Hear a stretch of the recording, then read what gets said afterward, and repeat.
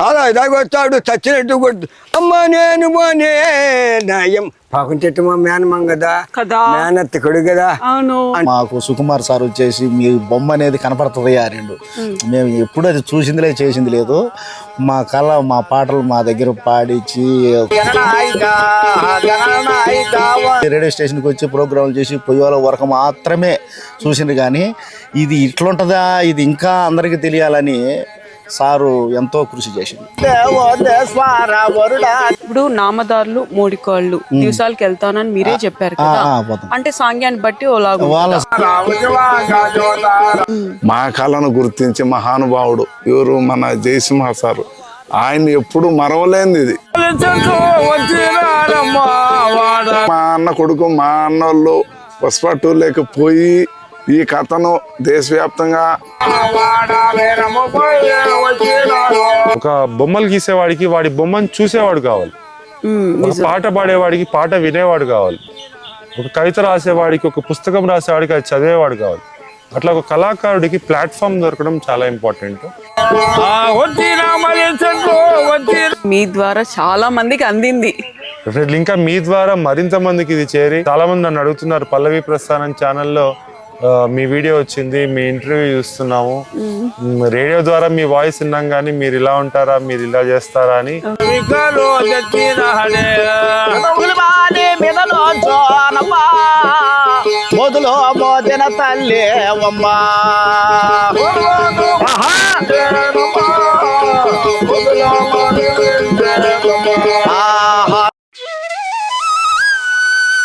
నమస్తే, welcome to పల్లవి ప్రస్థానం. పల్లవి ప్రస్థానం టాలెంట్ ఉన్న పీపుల్ని ఎక్కడున్నా గుర్తు చేస్తూ ఉంటుంది, ఎక్కడున్నా వాళ్ళని ముందుకు తీసుకుని వస్తుంటుంది. అలాగే కళాకారులు ఎక్కడున్నా కూడా మేమే అక్కడికి వెళ్ళి ఆ కళని బయటికి తీసుకొస్తూ ఉంటాం. జముకుల కథ ఈ మధ్యకాలంలో ఈ కళ అనేది చాలా వరకు అంతరించిపోయింది. జయసింహ గారు ఈ కళని గుర్తు చేసుకొని ఈ కళ ఉండాలని చెప్పి ఇంకా నెక్స్ట్ జనరేషన్ కూడా ఈ కళని చూడాలని చెప్పి ఆయన పుష్ప మూవీలో కూడా ఈ బృందాన్ని అయితే తీసుకెళ్లారు. అక్కడైతే ఆ సీన్లో కూడా ఉండడం అయితే జరిగింది. అసలు జముకుల కథ అంటే ఏంటి, అసలు దీన్ని ఎప్పుడు చేస్తారు, దీని వివరాలు, దీని కథ పురాణం ఏమీ లేదు దీనికి. అసలు జముకుల కథ అనేది ప్రతి పిల్లలు ప్రతి పెద్దలు కూడా తెలుసుకోవాల్సిన విషయం.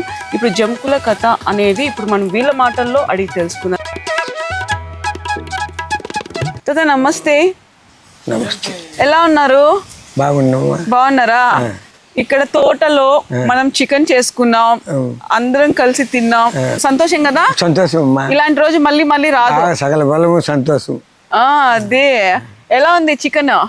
బాగుందిగా. జయసింహ సార్ చేసింది మమ్మల్ని కాదు కొరవ పెట్టడం అయినా మనం వచ్చి బ్రహ్మాండంగా చూస్తాడు మమ్మల్ని. సరే తాత, జముకుల కథ ఉండాది కదా, దాని నీకు ఇష్టమైన పాట ఒకటి ఉంటది కదా, ఒకసారి పాడు. కొట్టు తాత, కొట్టు తాత.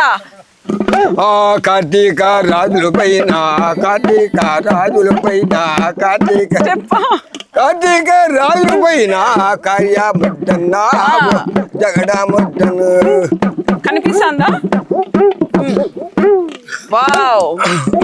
మా తండ్రి జమ తగ్గిన, మా తండ్రి జమ తగ్గిన, మా తండ్రి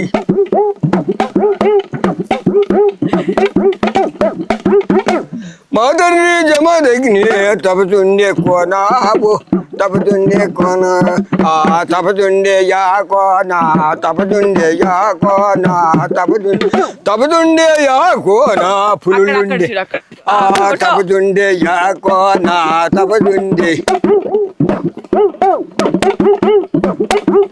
నీ జోష్ మామూలుగా లేదు ఈ వయసులో. ఈ పాట మీద ఓహో, లేకుంటే మొత్తం వేసేసింటావా? అవునా? అసలు మీరంతా వేస్ట్. ఈయన ముందర ఈయన ఎంత బాగా అసలు ఒక మంచి ఊపులో ఉన్నాడు, మెల్లిగా అందుకున్నాడు పాట. అలాగే ఒక హైపిచ్ పోయి ఇంకా తగ్గట్లేదు. ఏడు వాన నీవమ్మా ఎలుగొండ, పాడి పంటలు నీవమ్మా పసులు కురిసేటి వాన కుమ్మద్వార సమటి, మెరిచేటి మెరుపులు మెల్లని చూపులంటివి, అంటే నీ మహిమేము దేవతా అటు భూలోక రానా అమ్మా.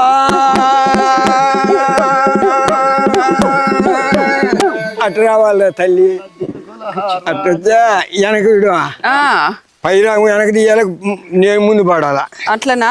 ఆ, అంతే. ఇది కొంతసేపు ఆడిచ్చేసేయండి. మీతో కొంచెం పని ఉండదు, ఇచ్చేసేయండి. సీసా పెట్టి. నాకొద్దు పెద్దయినా, నాకొద్దు. సరే తాత, ఇప్పుడు నువ్వు ఈ వీడియోతో ఫేమస్ అయిపోతావు. అమ్మా ఫేమస్ అంత దయ్య నీ దయ్య తల్లి. ఫేమస్ అయిపోతావు కదా, అప్పుడు మేము గుర్తుకుంటామా? గుర్తుంటామా? మేము అమ్మ పానం పోయినా పోతే గుర్తు లేకుండా పోయేది. అంతే అంటావా? అసలు ఈ మీ వయసు 80 సంవత్సరాలు కదా, ఇంత ఎనర్జీ ఎట్లా వచ్చింది మీకు? నేను అంత పిల్లలు నాకు మొన్న అంతకుముందు ఉండింది, మళ్ళీ చేసాం సార్ వచ్చేసి. ఓకే, మీ జయసింహ సార్ చూస్తే వచ్చిందా? ఆయన మా అమ్మాయి ఆదరించింది. ఆహా, ఓకే ఓకే. సరే తాత, ఇప్పుడు ఇవన్నీ నేర్చుకున్నావు కదా, వాళ్ళందరికన్నా నువ్వే బాగా పడుతున్నావే. అమ్మ నేను ఎందుకంటే వాళ్ళ పిల్లలు నన్ను ఊగిసొని ఇన్నోరు మూమెంట్ ముయ్యాలి. అట్టేం లేదులే తాత, నువ్వు సూపర్ గా పడినావు. అంత అందరి మీరేయలేమా? నేను నిజంగా చెప్తానా, చాలా హ్యాపీగా ఫీల్ అవుతాను మిమ్మల్ని ఈ రోజు కలిసిన దానికి. నీ గొంతు ఎక్సలెంట్. నువ్వు పాట పాడతా అంటే నాకు కూడా డాన్స్ చేయాలనిపిస్తుంది.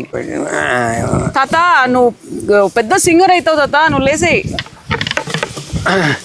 అమ్మ నేను పోనే నాయమ్మ నేను పోనే, మేనత్త కొడుకని మెచ్చి విద్య చేసినావు, అయిన పోయిను దాన్ని ఆజిపడి చేసినావు. అమ్మ నేను పోనే నాయమ్మ నేను పోనే, పొద్దున్న లేస్తాడు తారీ గుట్ట కొడతాడు, పొద్దున్న లేస్తాడు తారీ గుట్ట కొడు, తారా దాగొస్తాడు చచ్చినట్టు కొడుతు. అమ్మ నేను పోనే నాయం పాకం చెట్టు మా మేనమాం కదా, మేనత్త కొడుకు కదా అంటున్నది అమ్మ. అవును, అమ్మ నేను పోనే నాయమ్మ నేను పోనే, పొద్దున్న లేస్తాడు తారీ గుట్ట కొడతాడు, పొద్దున్న లేస్తాడు తారీ గుట్ట కొడతాడు, సారాయి దాగొస్తాడు చచ్చినట్టు కొడతాడు. అమ్మ నేను పోనే నాయమ్మ నేను పోనే, నిన్న పున్నమునాడు నిలబడి తన్నాడు, మొన్న పున్నమునాడు మోకాలతో కూర్చున్నాడు, పోయినా పున్నమునాడు పొయ్యి కాడు తన్నాడు. అమ్మ నేను పోనే నాయమ్మ నేను పోనే. ఎంతో మంచిదని మళ్ళీ మంచిదని అమ్మ నా వాటినమ్మా. మేనమాం కదా, నన్ను కొడతాను, మేనెత్తు కొడుకుని మెచ్చిచ్చినావు మా, నువ్వు పోతున్నాడు కొడుతున్నాడు, నన్ను కొడతాను, పొద్దున్న లేస్తాడు సరే తాగితే సచ్చినట్టు కొడతాడు. మొన్న పున్నమునాడు మోకాలతో ఉన్నాడు, నిన్న పున్నమునాడు నిలబెడుతున్నాడు, పోయినా పున్నమునాడు పొయ్యి కడుతున్నాడు. ఎంతసేపు చేశానమ్మా. అమ్మ నేను పోనే నాయమ్మ నేను పోనే, నాయమ్మ పోయా నేను పోను, నేను పోను తల్లి అని అంటున్నది. ఎన్ని చేసినా పోవద్దా, పోవాలి కదా, కట్టింతాలేమో ఇసాలి కదా అని. ఎంతో మంచిదాన్ని నేను, ఎంతో మంచిదాన్ని, నానా రుజులకెళ్ళ చేజమైన చిన్నదాన్ని, నానా రుజులకెళ్ళ చేజమైన, ఎంతో మంచిదాన్ని నేను, ఎంతో సొగుసుదాన్ని. ఆడా ఏడాదిరి పెళ్ళైంది మొదలుకొని మొగను తోడుకున్న ఆడా ఏడాదిరి 6 మంది బిడ్డలు కట్టి నేనే మంచిదాన్ని, ఓ ఎమ్మలారా నేనే సొగుసుదాన్ని. నమస్తే అండి. నమస్తే మేడం. మీ పేరు? రామపురం చంచయ్య మేడం. ఓకే, ఇప్పుడు మీ బృందం అంతా జంకుల కథ చెప్తూ ఉంటారు. జంకుల కథ అనేది ఎవరికి పాడతారు ఎక్కువగా?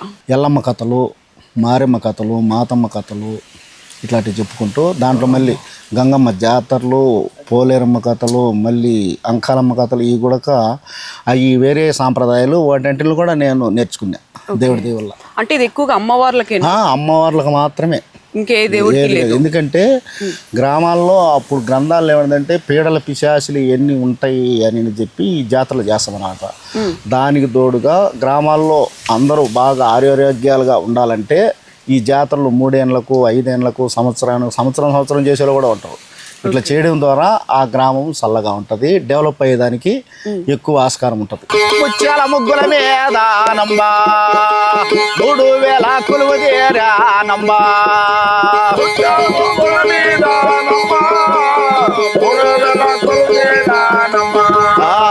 రత్నాల రంగుల మీద నమ్మా రాజ్యమల్లా గెలినావేనమ్మా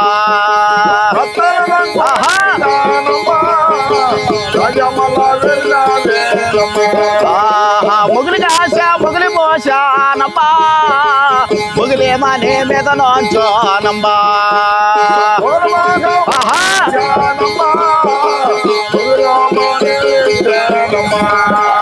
మొగులు బానే మీద నోంచోనమ్మా మొదలో మోదిన తల్లి అమ్మా.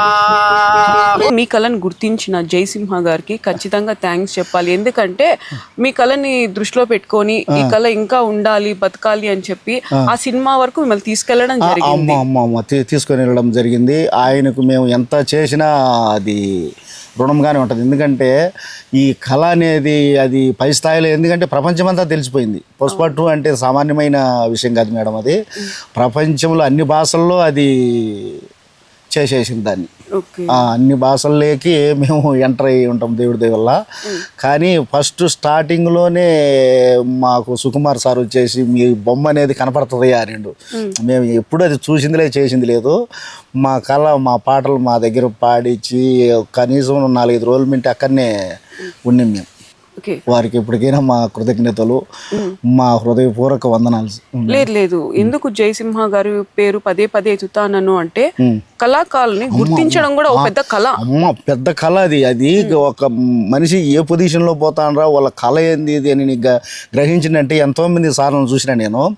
కానీ వాళ్ళు ఇంత పొజిషన్లోకి తేలా. వాళ్ళు ఏదో ఆడికి రేడియో స్టేషన్కి వచ్చి ప్రోగ్రాంలు చేసి పొయ్యోల వరకు మాత్రమే చూసిండ్రు. కానీ ఇది ఇట్లుంటుందా, ఇది ఇంకా అందరికీ తెలియాలని సారు ఎంతో కృషి చేసింది. సార్ ఇప్పుడు ఎవరైనా కూడా సరే ఈ కళ మీద ఇంట్రెస్ట్ ఉండి నేర్చుకోవాలి అంటే మీరు నేర్పిస్తారా? అంటే ఎవరన్నా రావాలంటే నేర్పిస్తాం మేడం. కానీ ఇది ఒక బైనేని సాంప్రదాయంలో ఒక బైనేని వాళ్ళు ఈ జంకుల కథ అనేది ఎప్పటి నుంచో పెద్ద మా పురాతనం నుంచి చెప్తున్నారు మేడం. ఓన్లీ ఇది బైనేని సాంప్రదాయం ఇది జంకుల కథ అనేది. అంటే వాళ్ళ వారసత్వంగా వచ్చింది. ముందు మా జేజ్ ఉండేది, మా జేజ్ తర్వాత మా నాన్న ఉన్నాడు, మా నాన్న తర్వాత మా అన్న, మళ్ళీ ఇలా పెద్ద నాన్న ఇంత వచ్చింది మేడం. ఇలాగా? అవును మేడం. ఓకే. ఇప్పుడు మీరు రామాపురం అని అంటున్నారు కదా, ఇంటి పేరు మొత్తం కలిసి ఎంత మంది ఉన్నారు ఇది చెప్పేవాళ్ళు మాత్రం? మొత్తం ఉండేది మాది 5 కుటుంబాలు అన్నదమ్ములు మేడం. 5 కుటుంబాలలో అందరూ ఉంటాం మేడం. ఓకే. అంతా ఒక టీం వర్క్ గా చేసుకుంటా ఉంటారు మేడం. మేము చెప్పుకోదగ్గది ఏంటంటే ఎక్కడో మాది కడప జిల్లా వచ్చేసి అట్లూరు మండలం తూడూరు గ్రామము మాది. ఎక్కడో మారుమూల ప్రాంతం. మేము వచ్చేసి మునక ప్రాంతం నుంచి వచ్చేసి బద్దివేల దగ్గర అట్టూరు మండలంలో జరిగినాం మేడం. మా కళను గుర్తించి మహానుభావుడు ఎవరు మన జయసింహ సారు. ఆయన ఎప్పుడు మరవలేనిది ఇది. అంటే నేను పోలేకపోయినా మేడం, మా అన్న కొడుకు మా అన్న వాళ్ళు పోయిన మేడం పుష్ప 2లోకి. కానీ నాకు కూడా మా ఊళ్ళు మా అన్న కొడుకు మా అన్న వాళ్ళు పుష్ప 2లోకి పోయి ఈ కథను దేశవ్యాప్తంగా అందరూ కూడా చూసి ఓహో ఇల్లు బైనేని వాళ్ళు, ఈ కథ ఇల్లు ఉంటుంది, దేవత కార్యాలు గ్రామ దేవత అనేది ఒక గుర్తింపు తెచ్చింది ఎవరంటే జయసింహ సార్ మేడం. ఆయనకి ఎప్పుడు మా బిడ్డల తరం కూడా ఆయనకు 2 పనే ఉంటాం. ఆ సినిమా వచ్చిన తర్వాతే మేము ఇది అంటే ఏంటి అని తెలుసుకొని ఇంత దూరం రావడానికి కారణం కూడా ఇదే. అవును మేడం. ఇది ఒకరితో ఇద్దరితో ఆగకూడదు, ఇది ఇలాగే కంటిన్యూ అవ్వాలి కూడా. అవును మేడం. అంటే మేడం ఇప్పుడు ఈ పుష్ప 2 వచ్చిన మమ్మల్ని ఈ సారు వచ్చేసి మా వాళ్ళను అక్కడ హైదరాబాద్ షూటింగ్ పుష్ప 2 ఇచ్చిందాన ఇది దేశవ్యాప్తంగా మన జిల్లా వాళ్ళు ఇతర జిల్లా వాళ్ళు చూసి అనేది ఆ రోంతో అయినా చూసి ఓహో ఇల్లు కథ చెప్పేవాళ్ళు గ్రామ దేవత కథ అనేది ఒక గుర్తింపు అనేది ఎక్కువ గుర్తింపు వచ్చింది మేడం. నిజమే అండి. ఇప్పుడు ఈ వీడియో చూసిన తర్వాత కూడా జంకుల కథ అంటే ఏంటి అంటే మేడం ఇంకొకటి మేడం, తెలుస్తుంది. ఈ పుష్ప 2 చూసి మాకు ఫోన్లు చేసిండ్రు, ఓహో మీరు ఈ సినిమాలో ఉండరు అంటే అప్పుడు మేము కూడా సంతోషంగా ఉంది మేడం. గుర్తింపు అది మేడం. ఇప్పుడు మాకు ఎక్కడో మారుమూల ప్రాంతం మేడం, మహానుభావుడు ఆయన గుర్తింపే ఇది మాకు. ఈ రోజుల్లో ఈ స్థాయిలో ఉండమంటే ఆయనే చేసి మా సారే.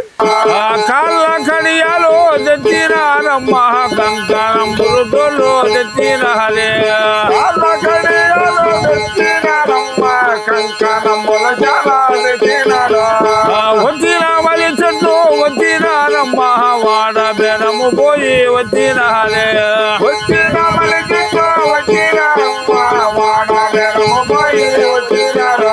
సార్ నమస్తే సార్. మీకు నాకు పెద్దగా పరిచయం అవసరం లేదు, మన ఇద్దరం కలిసి చాలా వీడియోస్ అయితే ఇంటర్వ్యూలు చేశాము. కరెక్ట్. ఇప్పుడు జంకుల కథ అంతరించిపోయింది. ఈ కళ మ్యాక్సిమం 90% ఎక్కడో అక్కడ ఉండాది అని అంటే చాలా గొప్ప విషయమే అది కూడా. దాన్ని మీరు ఎలా గుర్తించారు? ఆకాశవాణిలో చాలా కళారూపాల్లో భాగంగా జంకుల కథ కూడా ఉండేది. కాకపోతే బయట ఎక్కడ ఇది కనిపించేది కాదు. నేను ఆకాశవాణిలో మాత్రమే చూసేవాడిని. వీళ్ళని అడిగినప్పుడు మేము కొన్ని కార్యక్రమాలు చేస్తామని చెప్పేవాళ్ళు.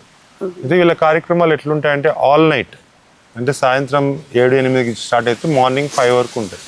సో నేను అట్లా ఒక 2-3 కార్యక్రమాలు అటెండ్ అవ్వడము, వీళ్ళలో ఉన్న ఒక యూనిక్ డిఫరెంట్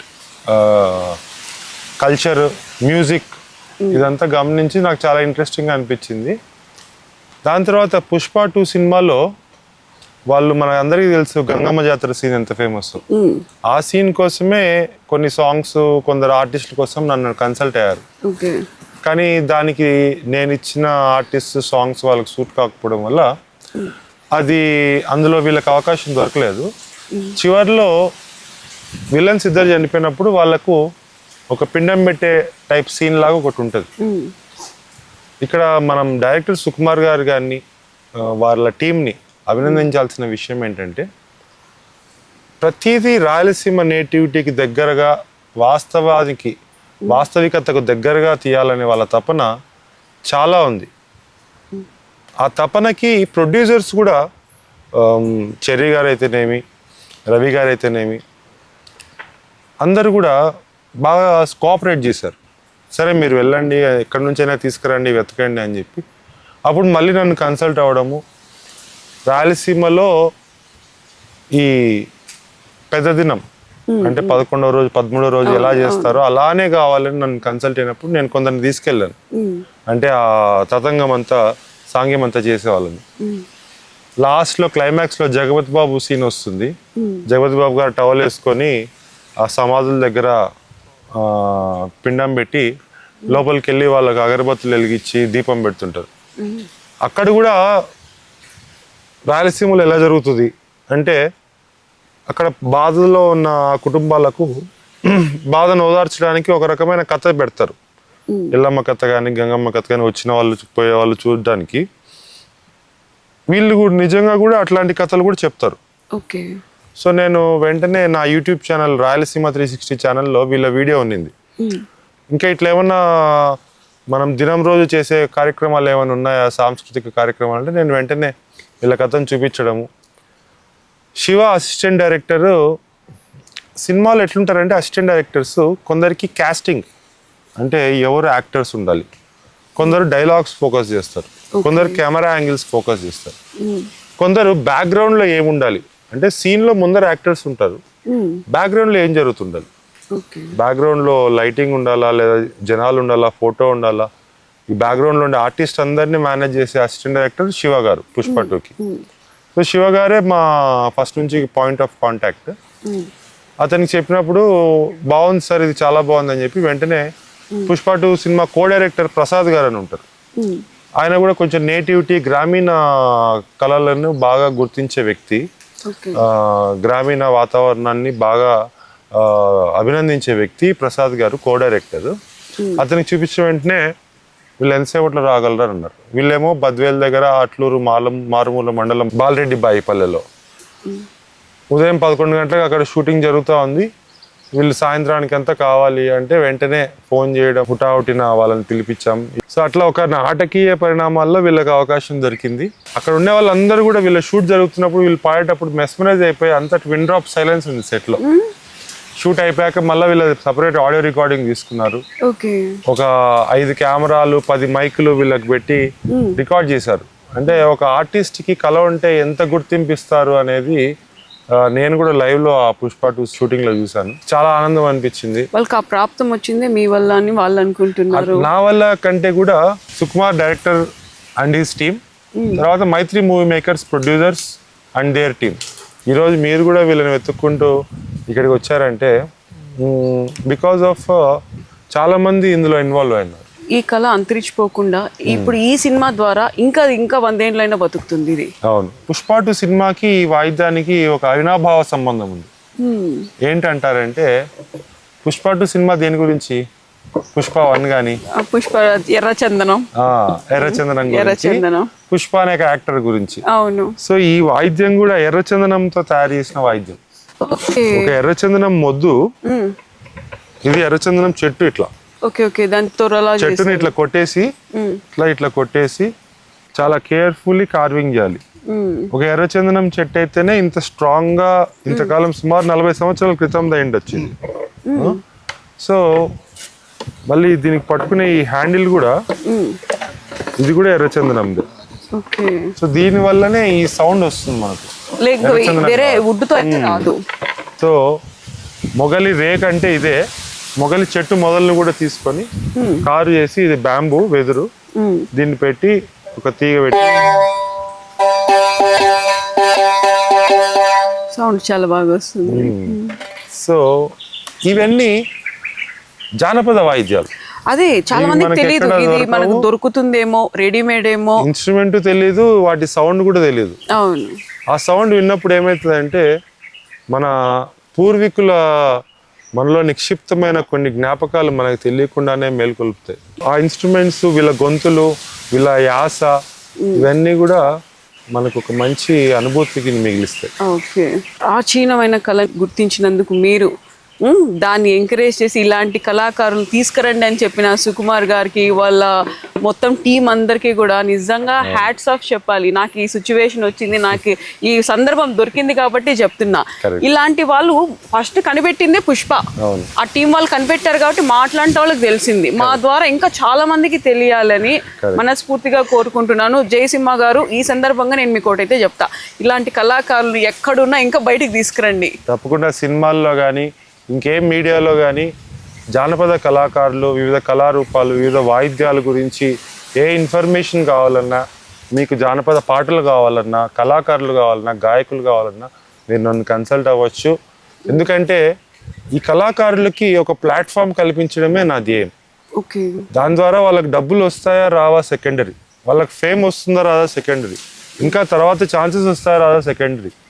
ప్రైమరీ ఏంటంటే ఒక కళాకారుడికి ఒక బొమ్మలు గీసేవాడికి వాడి బొమ్మను చూసేవాడు కావాలి, ఒక పాట పాడేవాడికి పాట వినేవాడు కావాలి, ఒక కవిత రాసేవాడికి, ఒక పుస్తకం రాసేవాడికి అది చదివేవాడు కావాలి. అట్లా ఒక కళాకారుడికి ప్లాట్ఫామ్ దొరకడం చాలా ఇంపార్టెంట్. ఆ ప్లాట్ఫామ్ ఎవరు కల్పిస్తారన్నా వాళ్ళకి నా పూర్తి సహకారం ఉంటుంది. అది నిజంగా కళాకారుల నిజమైన గౌరవం ఏంటంటే వాళ్ళకు ఒక ప్లాట్ఫామ్ కల్పించడమే. ఓకే, మీ ద్వారా చాలా మందికి అందింది. డెఫినెట్లీ ఇంకా మీ ద్వారా మరింత మందికి ఇది చేరి, చాలా మంది నన్ను అడుగుతున్నారు, పల్లవి ప్రస్థానం ఛానల్లో మీ వీడియో వచ్చింది, మీ ఇంటర్వ్యూ చూస్తున్నాము, రేడియో ద్వారా మీ వాయిస్ విన్నాం కానీ మీరు ఇలా ఉంటారా, మీరు ఇలా చేస్తారా అని మీ వీడియోస్ ద్వారా కూడా చాలా మందికి పాపులర్ అయ్యాము. Thanks to your channel also. ఇంకా మీరు కూడా టాలెంట్ హంట్ చేస్తున్నారు.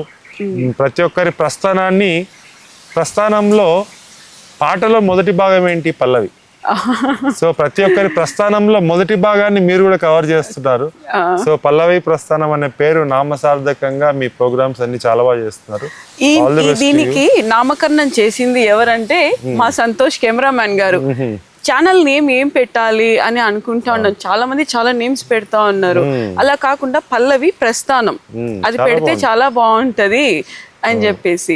ఇది మీ ప్రస్థానమే కాదు, చాలా మంది ప్రస్థానం ఇందులో కలుస్తుంది. అవును, మరి మనందరం తెర ముందు కల్పిస్తున్నాము. తెర వెనుక ఉన్న మీ కెమెరామ్యాన్ కమ్ ఎడిటర్ సంతోష్ కూడా కంటెంట్ క్రియేటర్ మీ ఛానల్ సక్సెస్ లో చాలా కృషి చేశారు. So congratulations to your team.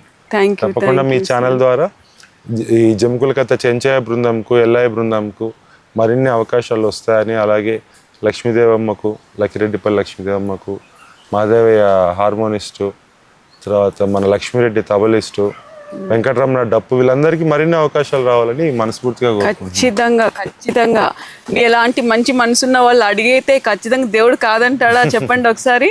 Thank you sir, me valuable time ఈ డే మొత్తం మాతో స్పెండ్ చేసినందుకు thank you so much sir.